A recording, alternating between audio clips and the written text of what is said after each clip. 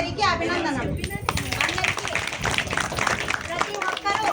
ప్రతి ఒక్కరు ఆయా కానీ టీచర్ కానీ ప్రతి ఒక్కరు ఒకే తాటి మీద నడిచి మనం ఈరోజు మన డిమాండ్స్ నెరవేర్చుకున్నామంటే ప్రతి ఒక్కరి హస్తం ఉంది అందులో.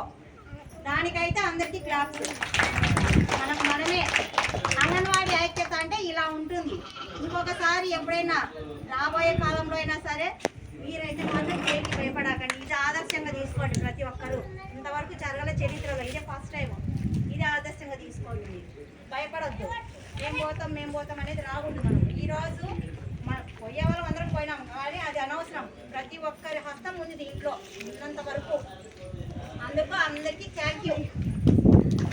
ఇంకొక విషయం, మనం ఇంతవరకు రావడానికి కారణం మన రాష్ట్ర నాయకులు, అలాగే మనకు మద్దతు తెలిపినటువంటి ఎన్నో పార్టీలు ఉన్నాయి, సంఘాలు ఉన్నాయి.